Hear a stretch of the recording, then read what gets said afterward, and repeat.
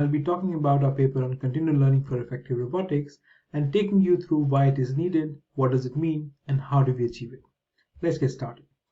Affective robots are becoming ubiquitous in our lives. We see them involved in healthcare programs, servicing us in restaurants, assisting the elderly in care homes, and slowly becoming our everyday companions. The widespread application of these robots demand that they're equipped with abilities to perceive users, their effective behavior and responses, and also learn how to interact with them. Starting with the perception model right out of the box, they must learn to interact and adapt with users during interactions, extend and apply this learning with other users, and then adapt to different user groups as well. This process of learning and adapting continues as the robot interacts with more and more users. So what is the problem with traditional approaches to learning? Well, robot capabilities are a result of models trained and fine-tuned in isolation on large benchmark datasets. This training, however, can be vastly different to real-world interaction settings and require robots to follow a cumbersome and costly process of relearning and adaptation. Continual learning, on the other hand, enables incremental integration of knowledge with sequentially made available data.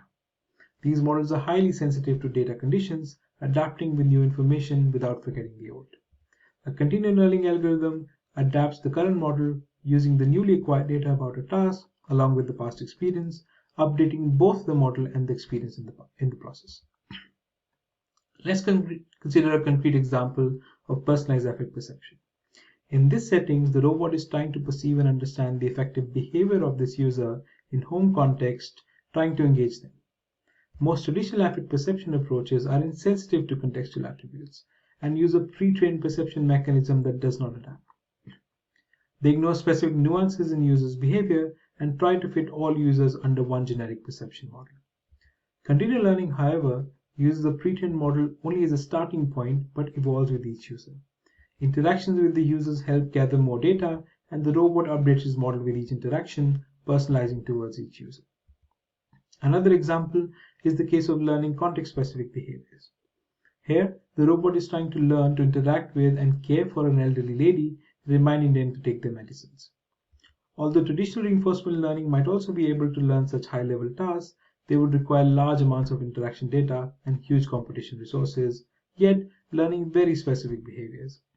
Further, as human interactions are fluid and switch contexts frequently, this learning is even harder and may become intractable in real time. Interactive reinforcement learning does, however, provide a solution where humans become a part of the learning process of the robot. For the continual learning case, we propose to use such interactions to provide feedback to the robot. The robot might also acquire user-specific and task-specific contextual attributes, helping it improve its behavior with each ongoing interaction and with each user that it interacts. An effective robot, thus, would need to learn how to perceive user behavior, acquiring new instances of data for each interaction, while also learning to interact with the users. And this becomes multifold in real-world situations, where a robot not only needs to acquire new instances of learning for each user or a task, but also need to learn how to apply this understanding across subjects, learning new conceptual mappings. The continual learning paradigm is well suited for such learning, and effective robots would benefit from such learning methodologies.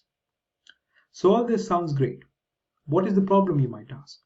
Well, there are many challenges that need to be addressed for this to become a reality. Let's discuss some of them and see how we can attempt to address them. Firstly, person-specific data is limited and hard to acquire. As interactions are the only source of data, the robot might perform poorly during initial interactions, harming the user's experience. To address this, one solution could be to hold introductory rounds of interactions whenever the robot encounters a new task or a user. This will enable the robot to collect more data and update its learning before even starting a task. Yet, this data might also be limited and insufficient. Thus, generative models can also be applied to simulate additional data to augment learning. The other issue is obtaining ground truth evaluations. This is an issue particularly for affect perception, as human affect is subjective and ground truth varies between users and contexts. Unsupervised learning is usually applied to get around this problem, but in real-time interactions, this might also become intractable. We suggest to focus on learning normative baselines by holding initial interactions in context-neutral settings. This will help establish a norm for the user behavior, and deviations from such norms can be easily detected using continual learning approaches. Additionally, Grouping the users together using contextual attributes of personality or gender can help speed up learning initially and then can be later fine-tuned during interactions. Another problem in real-world interactions is that human interactions are fluid and move back and forth between contexts. Further, these contexts might overlap and the robot would have a tough time keeping up with the changing environments.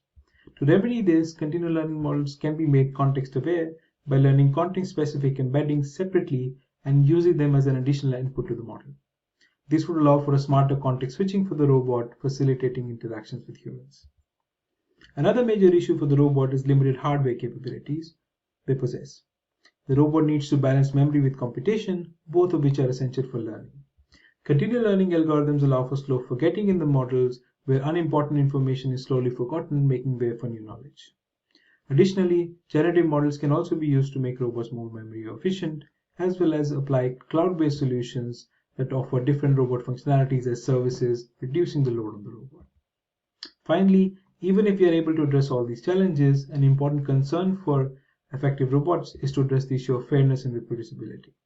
Here, reporting continual learning metrics such as forward or backward transfer of information might help establish how the robot applies learning from one user to the other and how much of the user information is forgotten over time.